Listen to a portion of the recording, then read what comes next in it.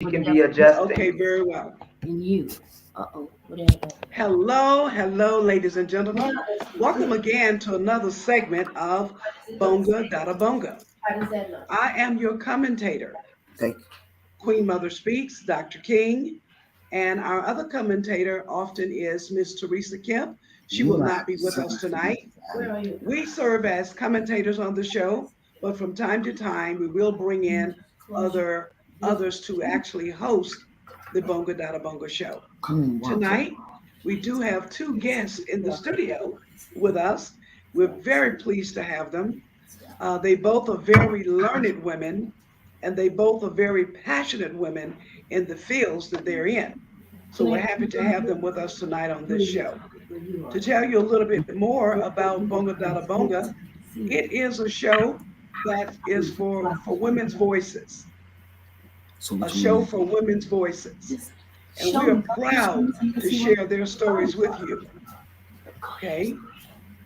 Stories come in from around the globe on Bonga Dada Bonga. As you well know, when we started this series, it dealt with Kenyan women in politics. And for 20 weeks, we featured Kenyan women in politics who had thrown their hats into the ring.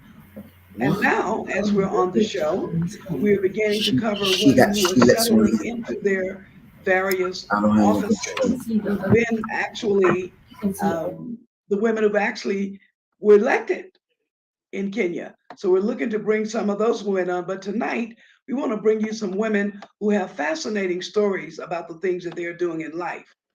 Why is it important that we have this Bonga Dada Bonga series? And by the way, Bonga Dada Bonga means speak, sister, speak. Speak, sister, speak. So it's important to have this show so that we can dispel some of the myths and some of the misconceptions about who women are, what women are doing, why they're doing it, and exactly what they're involved with.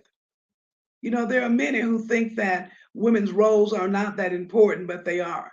And tonight, in fact, there are things that women are doing around the globe. Bonga Dada Bonga is an excellent opportunity for us to generate visibility, familiarity, and understanding, comprehension, and realization and support of women's aspirations, and of which there are really many. There are many women with aspirations, and we're here to promote awareness raising about women in many cultures, from our diverse cultures in Namibia, South Africa, Ukraine, Israel, Kenya, and other countries. We thank you for tuning in to Bonga Dada Bonga, this new platform for women's voices. You can reach us every Thursday night live at 12 noon New York time and 7 p.m. East Africa time. Now, the way Bonga Dada Bonga works is various women in leadership roles and influencers will moderate as hosts for the sessions. They will interview the various guests on the show. They'll talk about news events, and they will address the current state of affairs and trends. The co hosts, as we've spoken to you, are from a very colorful spectrum of journalists, campaign managers, activists, political analysts, women organizations, political scientists, publicists, and educators who will deliver their opinions, their commentary, and analysis on matters at hand. We already know that women's participation in politics helps advance gender equality and affects both the range of policy issues that get considered as well as the types of solutions that are proposed. Research also indicates that whether a legislator is male or female has a distinct and a very distinct impact, okay, on what happens in government. There's also very strong evidence that as more women are elected to office, there's a corollary increase in policy making that emphasizes the quality of life for families, women, ethnic and racial minorities across the globe. So, yes, Bonga Dada Bonga, Speak Sister Speak, is a program about women speaking up and telling us who they are and what they're doing. Right now, I'd like to share with you some of the women who are actually in the studio with us tonight. One such sister is a lady by the name of Global Esther. And I asked Global Esther, how did she come with the name Global Esther? And she said to me that since she was a child, her parents always told her that she was going to be traveling the world. So she just added the word global to her name, which is Esther. Let's now meet Global Esther. Esther, thank you for being in the being in the BongaDadaBonga studio tonight. Thank you very much for the invite. I appreciate that. Hello, ladies out there and men, if you're listening. All right. All right. So what I want to say to you, Esther, is let's tell them a little bit about your background. And to the audience, let me say to you that tonight we're actually broadcasting this show from Machakos, which is another county in Nairobi. Queen Mother had an event today and we couldn't make it back in time. And so we've stopped at a friend's to actually plug in and let you hear the story. So tell us a bit about your background, Esther. Where were you born? Where did you grow up? Do you have any sisters and brothers? And tell us a little bit about your mom and dad. All right. Well, it's great to be here.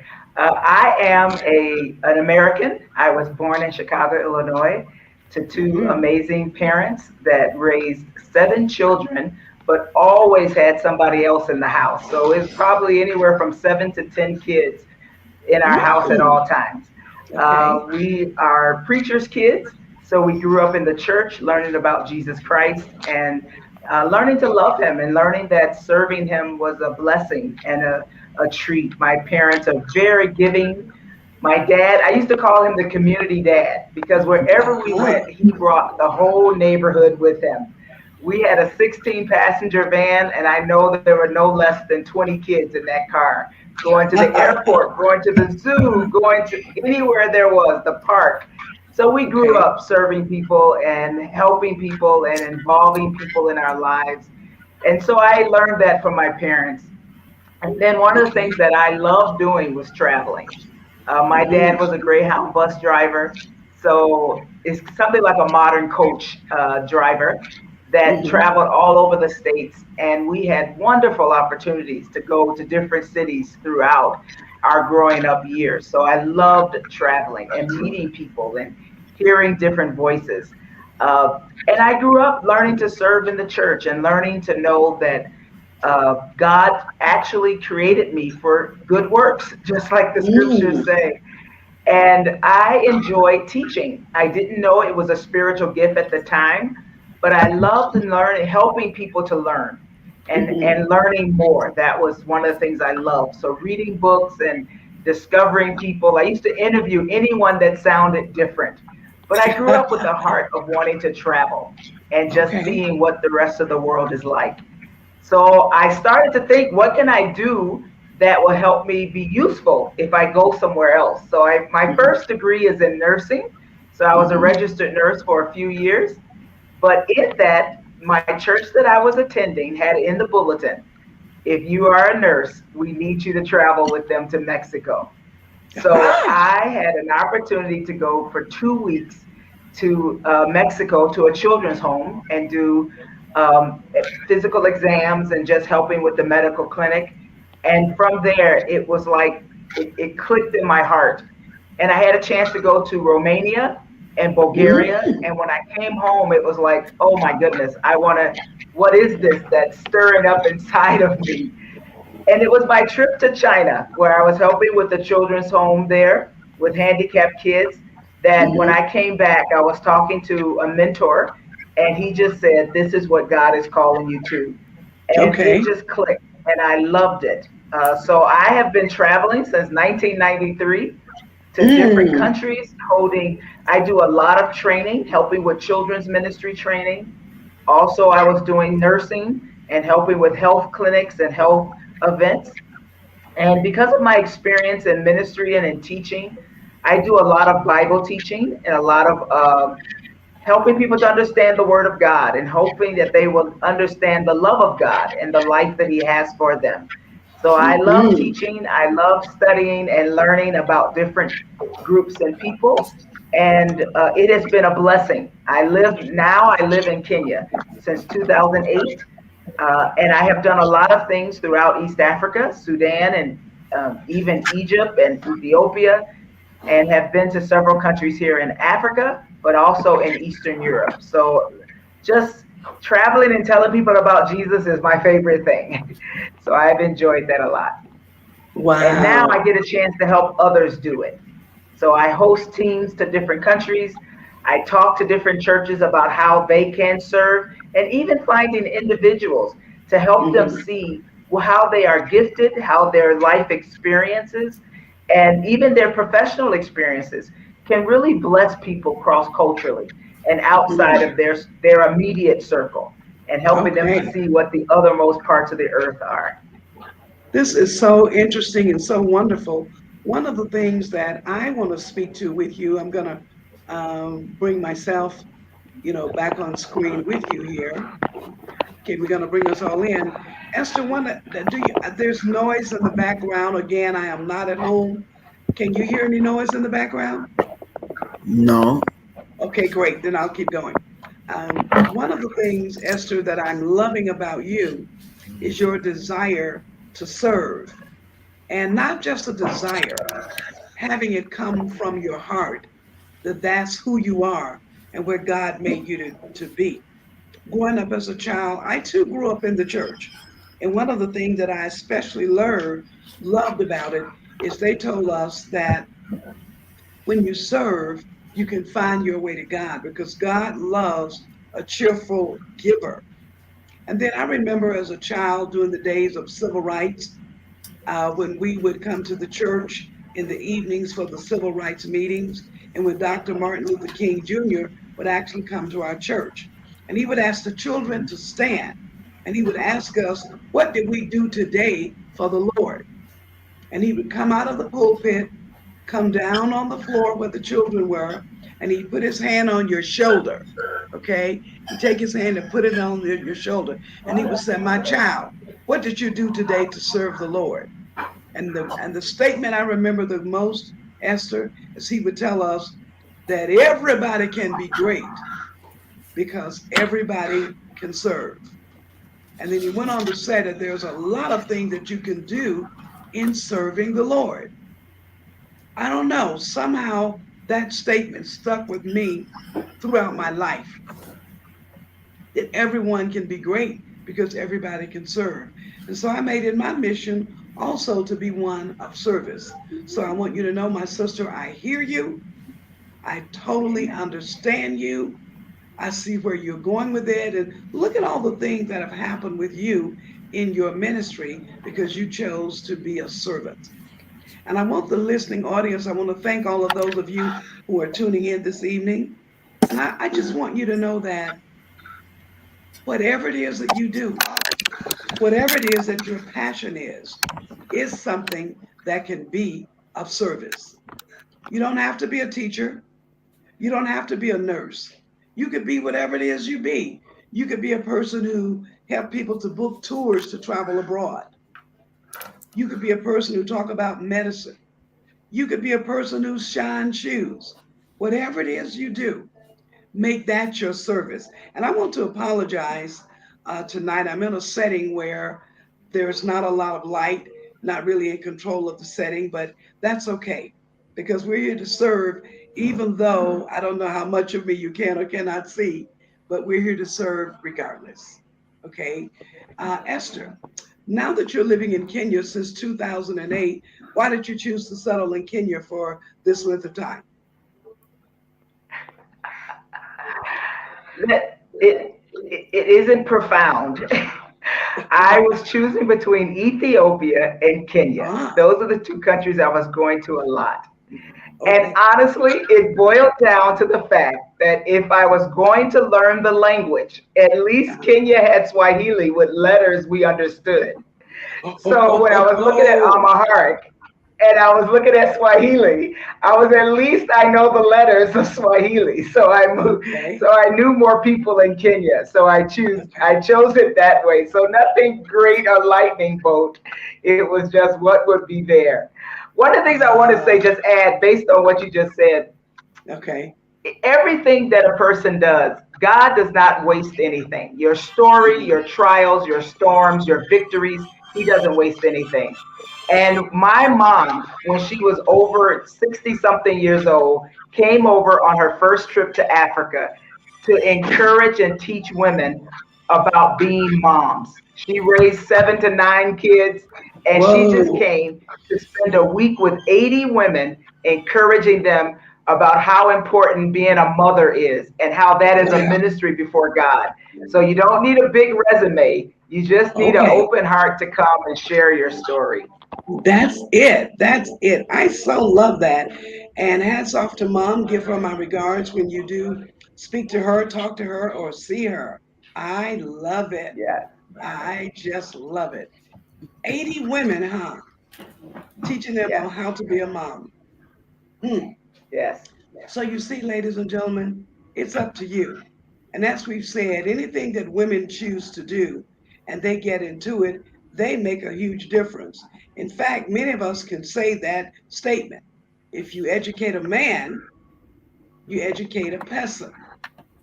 If you educate a woman, you've educated a village or you've educated a community. And the stories that we're receiving tonight with Global Esther proves and shows us what women can do, what women have done, and we encourage you to step into your greatness and do that which Spirit has given you to do.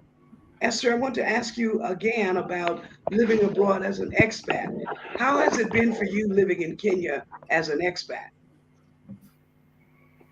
It's a continuous learning curve. Oh, It has been enjoyable. You meet amazing people here. It stretches you beyond what you thought you could do. I yeah. also realized how much, I remember when I first came, my first couple of years, oh my gosh, that's the same thing we do in Black America. It's such a connection.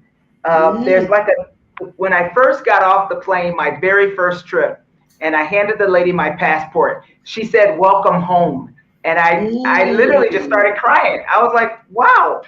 And I've been all over. I love traveling, but there really was a connection as a Black American. There was a connection being back, coming to Africa and okay. coming to Kenya specifically. So that has been a blessing. But it stretches everything you do. It challenges you. It even the worst of you may come up to the surface, but it gives you an opportunity to learn, to grow. It gives you an opportunity to not always be right. You know, we think our way of doing things is the only way, but you learn that everything you may not understand, but everything Hmm. has a reason.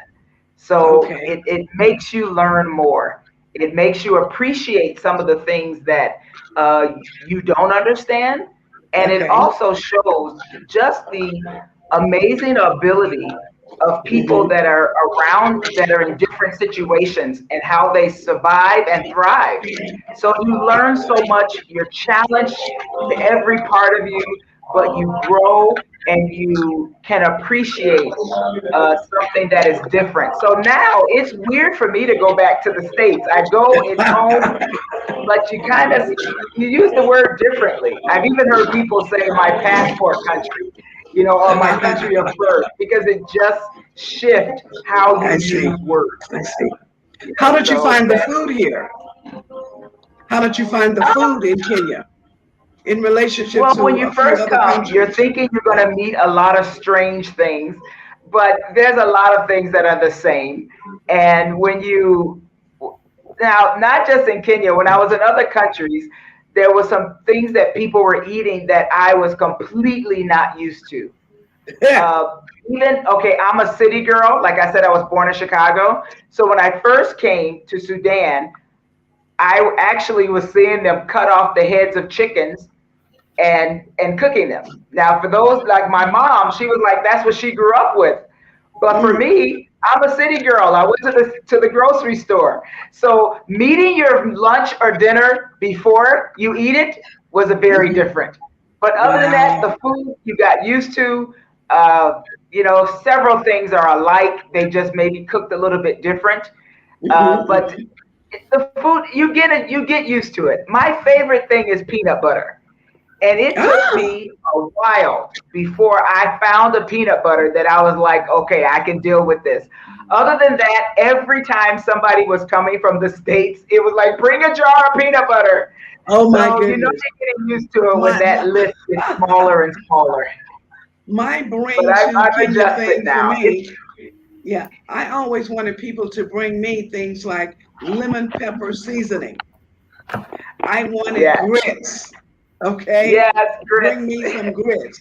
Bring me some country time lemonade. Yes. Yeah, You things do like have that list. that I miss. You do Yeah, that, but it's adjustable. You learn unless you have a food allergy or something that if your heart is open, you can adjust to what is you here. can Even adjust. learning the different foods and how they're made, and then now since we have established our home, most of us Americans we get the stuff we need to cook a little bit like home. So it's Yeah. not all eating strange foods. And sad to say, but to our taste buds, we enjoy it. Now we have American restaurants, so we can adjust quite well. It's not that bad. Other places, I would definitely say you may have to stretch a lot more, but not Okay. so much in Kenya. So, how did you find the Kenyan food in relationship to how they spice their food? Personally, I found that West Africa foods are much more spicier than they are in East Mhm. Africa. What did you find? Well, that one of the things that is different here for us Americans, we love our mustard, ketchup, barbecue sauce, hot sauce. We sauce up everything, you Yeah. know. And here, I almost don't want to call it ketchup, but there is a tomato sauce and chili Ooh. sauce. Yeah. And when that is the only thing, I mean, I used to cry for yellow mustard. Thank you, Lord, they got it now. Yeah, But when they I do. first came here 20 something years ago, I'm trying to explain yellow mustard. So, again, you made a list of what you wanted everybody to bring you back when they Yeah. came in. Yeah. So that was the one thing. The sauces, there wasn't much options. Now Mhm. there is. There's quite a few. You Well, can go to the grocery stores let me say and this about the ketchup in this country.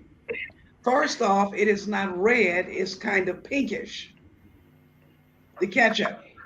And the taste is certainly not the taste that you and I are used to. Okay. So if I want ketchup, I may wind up getting some tomato paste in a can and trying to make it from there. But the ones that they sell in the store, Queen Mother still hasn't gotten used to that.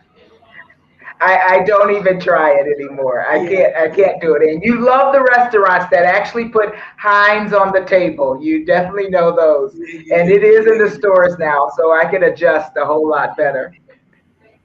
Very well, very well. But yes. Thank you for my conversations with you. We do have another guest in the studio. I'm going to bring her in now, but I want her to tell you or tell us a little bit about her background. Her name is Coach Raquiyah. I met Coach when I was living stateside, and I really know her through her children. I was a Sunday school teacher at Hillside International Chapel and Truth Center, and her twin daughters were in attendance at the church and naturally so in my Sunday school classes. So I actually got to know her through the children. Okay. And then once I began to meet, did you know that's how I got to meet you through the Yeah, that's children? how we met. Yeah. Because the kids will come home talking about Sister Dashanaba. Ah, So then ah, we met at church, and then you invited me over to your home. okay, And okay. a year or two later, you were packing up. I was like, "What?" we, Yeah. we lived a couple of blocks away from each other, and Uh-huh, uh-huh. that used to be my haven. We used to come over and just have a good time. But Yes. anyway, ladies and gentlemen, good morning, good afternoon, wherever you may be, good evening. It is just a pleasure to be here. I thanking God for yet another day and a day to be renewed, to start all over again, an opportunity to get it right. Uh-huh. My name is Raquiyah Gloria Murphy. Raquiyah means high vision. I am a mother of 7, 5 daughters and 2 sons. I am the eldest of 10 by my mother's side, and perhaps 14 or 17 by my father's side. I don't know how many it is by my father's side, but it's about 17 or whatever. But I am the eldest of all sides. I am the eldest grandchild of 29 grandchildren by my grandma's side, and I am number 2 or number 3 by my paternal side, which I thought I was number 1, but then my cousin reminded me that she was first. So anyway, we migrated to the United States in the 60s, and we went to Brooklyn, and that was a strange situation. I am from Panama, Central America. I didn't tell you that part. So I'm considered African Latin American. My first language is Latin Spanish. And when I came here, they put me a grade or 2 behind because I knew no English. So instead of going to the 8th grade, my mom, we talked. It was a conversation, and agreed to put me in the 7th grade to give me an opportunity to catch up. But it was fine because I played the clarinet, first year clarinet, was in the drama club, vice president of the middle school. But I've always enjoyed life, always was curious, always asking questions, always looking into things.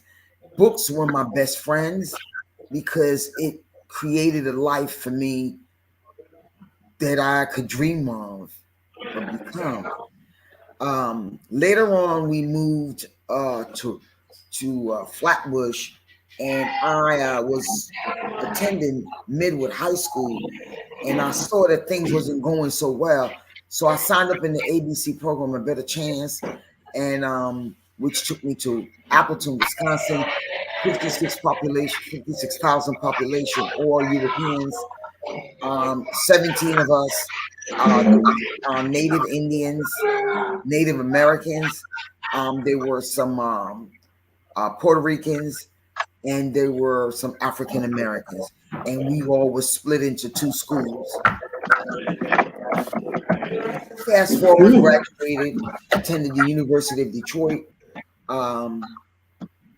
and a year later, went back home, and then got married and relocated to Appleton, Wisconsin, where I attended Rhode Island College, and I had 4. There was 4 children, 2 of my ex and 2 of mine, and I had then where did I have the twins Anxiety were born in Wisconsin, Rhode Island, relocated to Atlanta, and therein began my political activity, realizing that if we did not get politically engaged and socially engaged, we left behind the bars. And so I was teaching and politically active, community active. We had our own little nucleus community, extended families where we had other like-minded folks. So we were able to all raise our children, attended Hillside, metaphysical persuasion. And that is where I learned the application of what the Bible is really all about. How you're supposed to, it's just not in the book. You're supposed to live it. My interest in health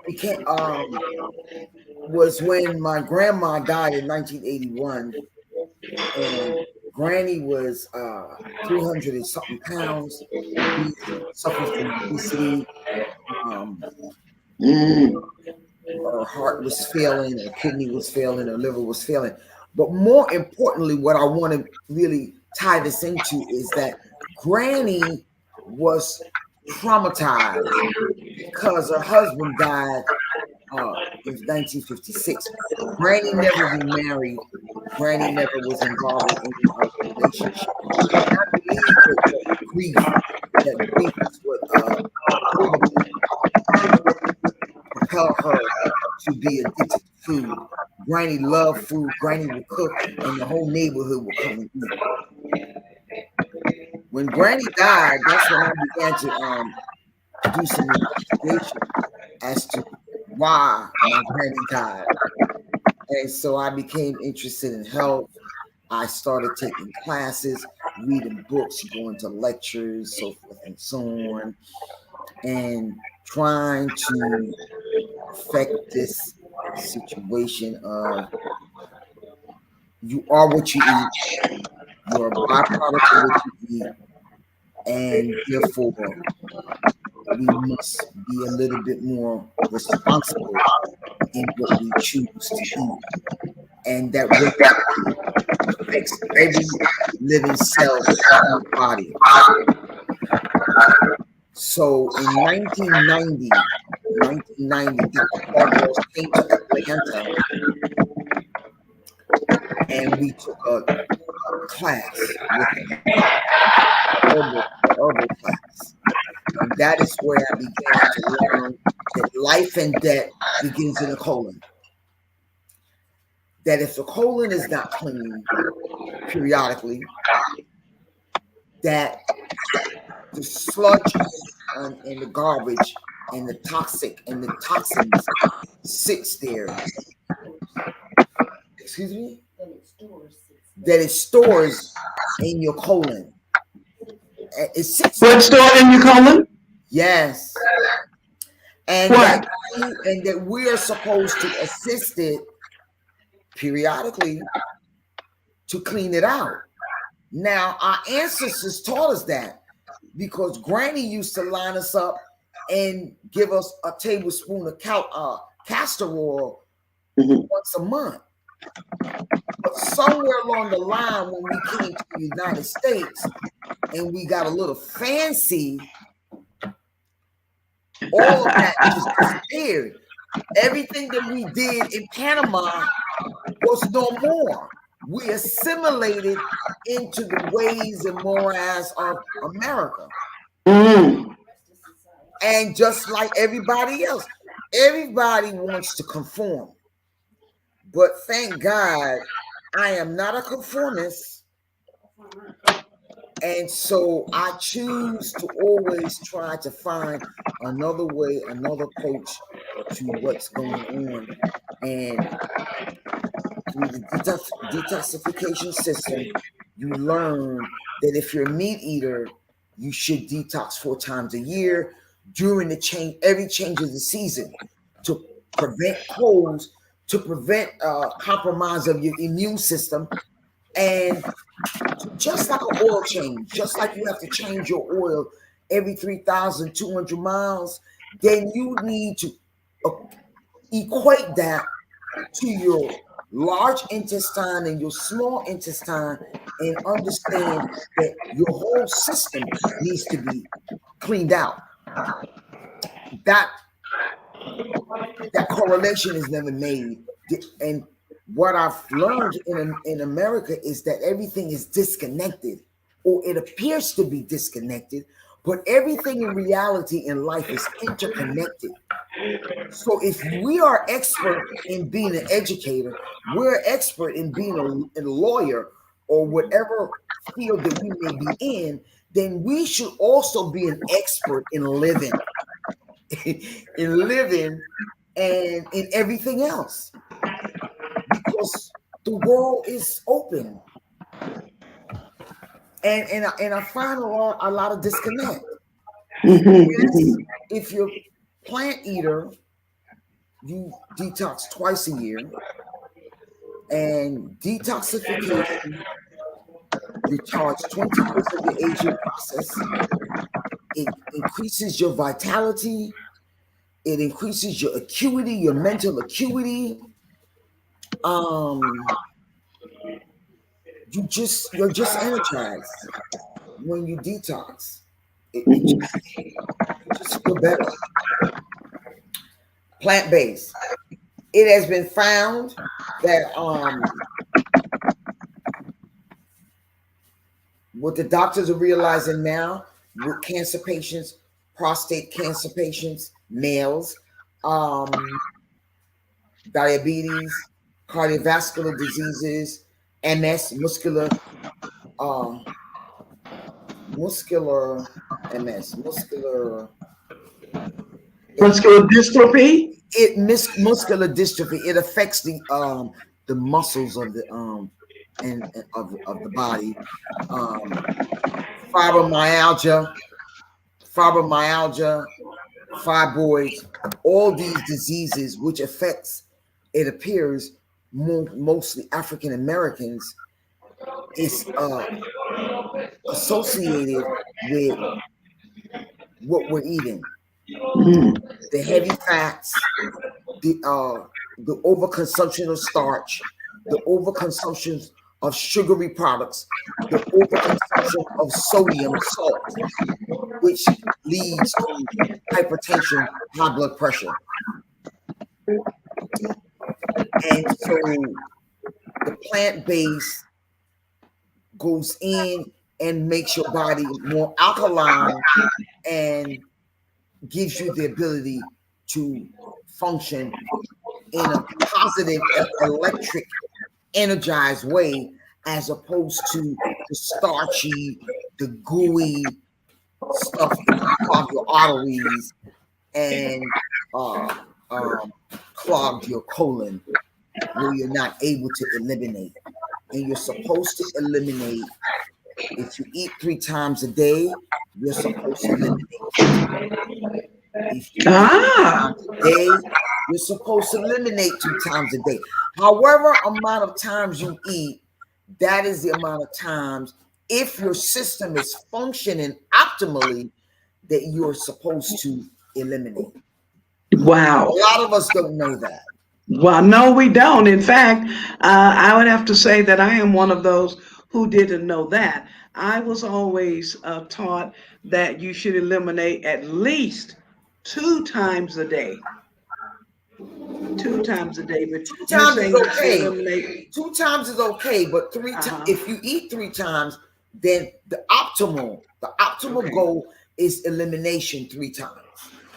The optimal goal. The average individual, I believe, eliminates twice a day. I'm going to disagree with you on that one. I think the average individual may eliminate once a day or not at all every day. Well, that's not healthy. Yeah, but I'm saying, I mean, if I may get a little personal, I can recall at some point when I was married, my husband would say to me sometime, Mama, have you been to the toilet? And I would say, why are you? I didn't want him to ask me that. But he would say, oh, Mama, you must go. Are you afraid of the toilet in Africa? Well, you know, they got different types of toilets in Africa, right? But we were living in the house. This wasn't the hole in the ground, you know. But he was concerned. I had recently gotten married, and he was concerned not only about my elimination, he was also concerned about my eating. Mama, you don't eat enough, you know.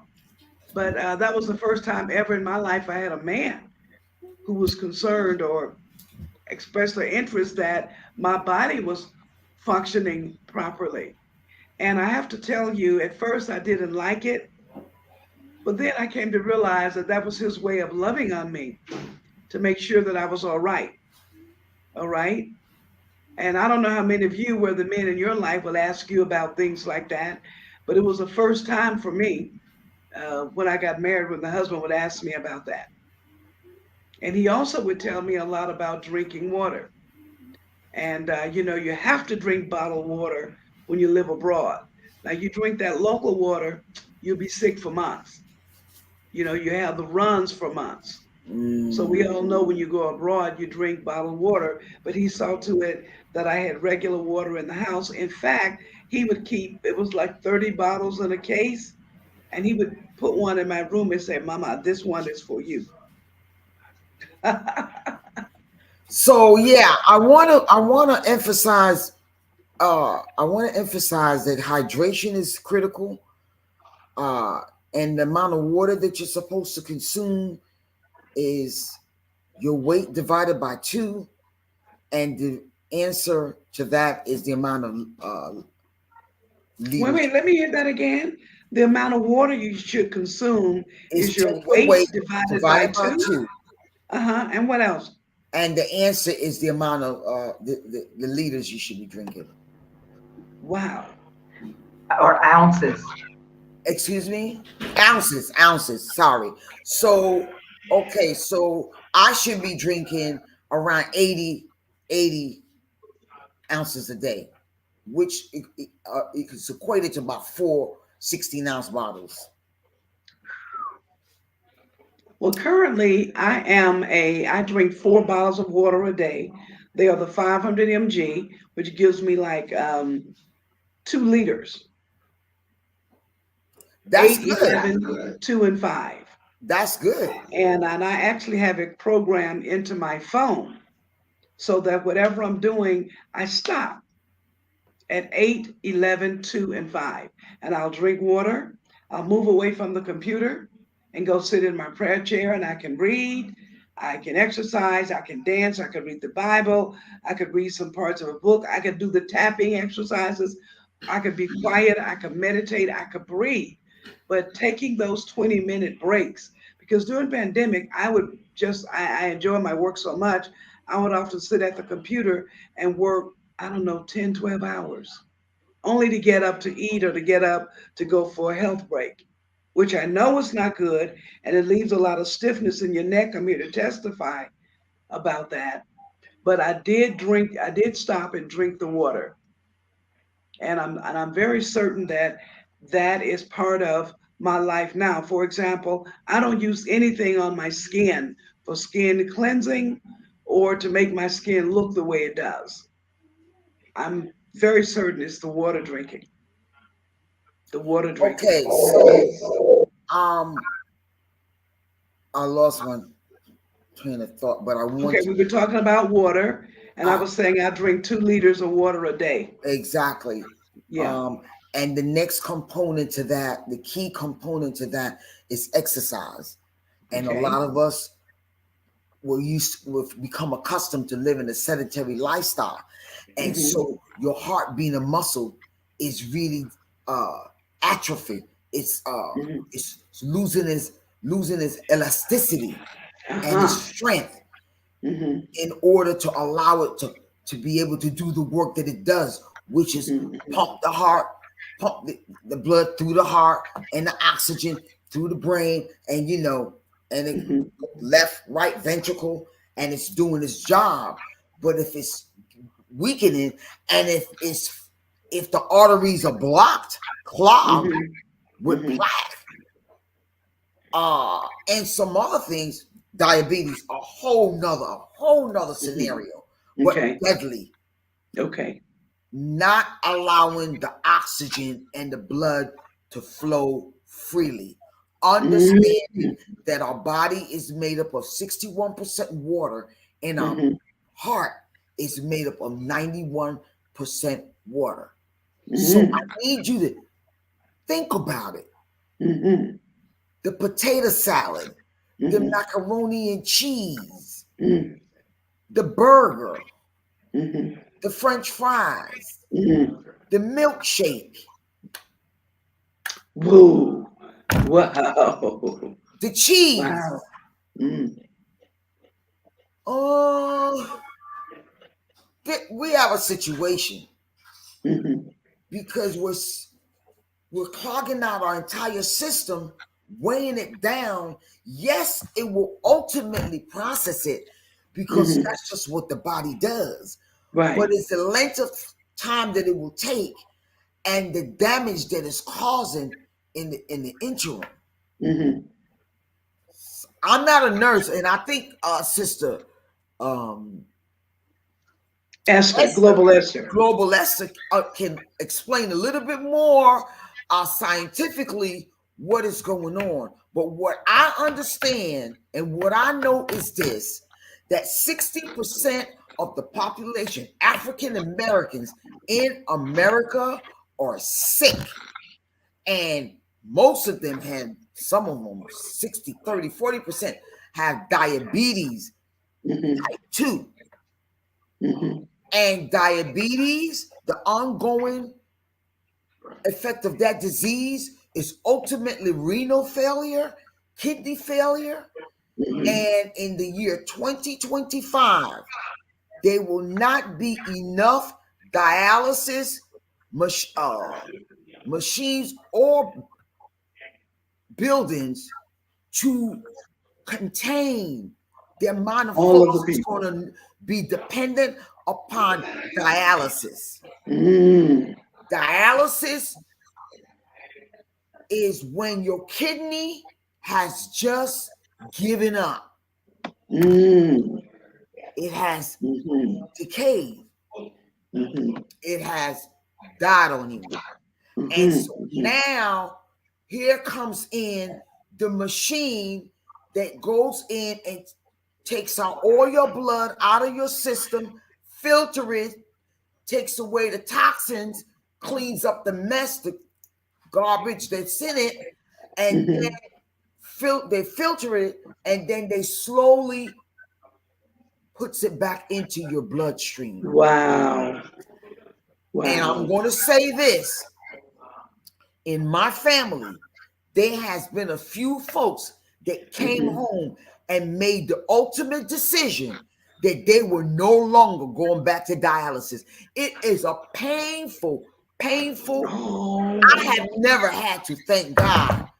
But from understanding my family and friends about this whole concept of renal failure and being dependent on a dialysis machine, that you have to go there it's 3 days a week. And if you miss more than 3 days, you're gone. So why would we want to put ourselves in that predicament? Why would we want, if we have some power, some control over it, by just deciding spiritually to step away, understanding that stepping away may help us. And so this is why I came up with the plant-based 6 months plant-based nutritional challenge, because it has been proven that the body is a miraculous instrument that rejuvenates itself, restores itself, transforms itself if you allow it. If you give it the opportunity, it will reverse itself towards well-being and longevity. And this is not no play. In the book Eat to Beat Diseases by Dr. Lee, he documents how if you change your diet from a carnivorous, meat-eating, carbs, sugar, and salt to a plant-based, raw, natural food eating, that you will experience changes. This is so two things I would like to, if I may, Coach, cut in and say. You've noticed that there's been a person coming in and out of the studio. Her name is the Honorable Margaret Tolly, Toili. She is one of Kenya's female politicians. And also, she is known as the gender champion here in Kenya. She is for women, and she will be a host on the BongaDadaBonga show. So I asked her to stop into the studio tonight to get to meet the two of you. She is indeed a very lovely woman. She's also a woman of God, but she is a woman who's for women's rights, and she stands up for it all the time. She is coming into us from the village. And in the village, it doesn't often have stable internet. Right. Okay. So that's why she's been coming in and out, in and out. Well, But we will work on that with her. we can And, table what I'm discussing, and she can come in. well, she's not in now. Like I'm Oh. saying, she's coming to us from the village, and it comes in and out. She's been in for a few minutes and it cuts back out. But I do want her to get to know both of you ladies. Raquiyah, through the Honorable, I call her the Honorable. Through the Honorable, I got to meet women from the Police Wives Association here in Kenya. And there are a lot of women who are police wives, but some of them are widows, and some of the children are now orphans because policemen do sometimes lose their life in the call of duty. So she has introduced me to a lot of these women, and I think she's coming back in now. Oh, let's see. Honorable, can you hear us? Honorable, take off your mic. Open your mic. Honorable, open your mic. I have opened. There she is. Please say hello to our studio guest. I was just telling them about you. And I call her the Honorable. Tell them a little bit about who you are. Thank you so much, Queen Mother, and Yes. all visitors today. Mm-hmm. My name is Margaret Choili, a politician from Bungoma County. I've vied 3 times, and I did make it. I did sit down, although down but not out. I love all women globally. We are organizing 2/3 gender, which petitioned the parliament in 2017, 2018, up to 2022. 2020, sorry, is when we.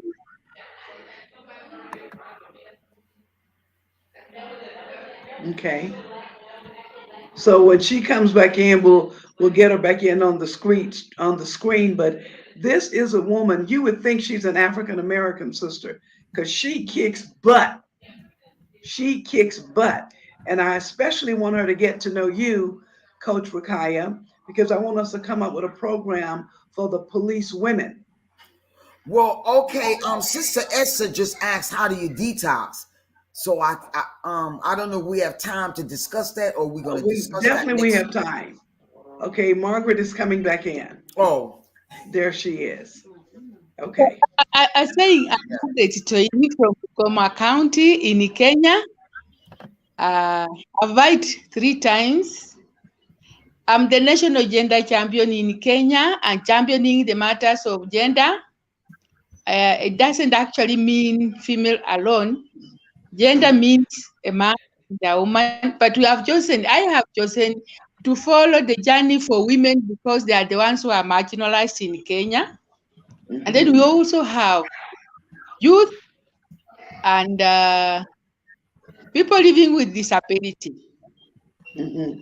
We have worked journey we are not through. Like right now, we have come out, and I, being the CEO, we have recruited and we are recruiting inter-county members so that every woman, everybody in Kenya understands what is 2/3 gender role. Mm-hmm. For it, gone through, we are still fighting, although there are obstacles here and there, but we are trusting in the Lord and also our friends globally to come in and assist us. Yes. I especially, yes, we're almost ending the show now, Honorable, but I wanted you to meet Coach Raquiyah because she is a health and wellness coach. And I want the two of you to communicate offline so she can help us with our women in getting to eat better. The other young lady in the studio is called Global Esther. Global Esther is a cross-cultural minister, and she ministers all over the world, Honorable. And you and I are going to, she lives here in Kenya, and I'm going to organize for her to get to meet some of the police women and some of the other marginalized women who we have met. We want to give her a chance. I want you, Coach Global Esther lives here in Kenya. And this is a woman I want you to get to meet because she is a woman of God and she's been all over the world in various countries throughout the world, bringing them the word of God. And I know that you're going to love to have her be a part of what you do. So it's just a matter of time before I get a chance to introduce you to Global Esther. But you know, the Lord has a purpose and a reason for all of us hooking up and meeting each other. You see, I want to say to you, Honorable, we're having women on the show now who can make a difference in our lives. And one of the things I love about Coach Raquiyah, when she teaches about how you should eat and how your food is what really helps your life, your food and exercising, but the way she breaks it down, I don't know anybody else who breaks it down the way she does. She makes it so plain. And she makes me understand that I'm the one doing damage to my colon when I eat a lot of cheese. I'm the one doing damage to my colon when I eat a lot of salt and a lot of starches and clogging up my system, and that I am in control of that.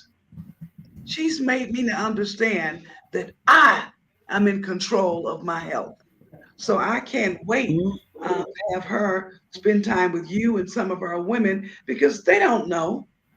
If they understood what they were doing to their own bodies, they would make a difference. So what I want to do, Honorable, is I want Coach Raquiyah to give us a workshop and I want you to translate. I want you to translate. Yes. Because I know that the women may not understand her English, but I want her to continue to train us in health, in English, because she's an English. She also speaks Spanish, by the way. So if either of you are interested in learning Spanish, she is available at a fee to teach you private Spanish classes. And I do have a few other people, Coach Raquiyah, who's interested in learning Spanish. You told me, but how you doing, Honorable? Here's the thing. I would need to come to Kenya and make some observations before I go running off my mount telling these people what to do. That's not how we do this. I will have to understand what foods they have available to them. You know, what is going on, the economy, you know, there will be a lot of things that you have to take into account before you go telling folks how they're supposed to be running their lives. Each one individually. Yeah, and how they live individually.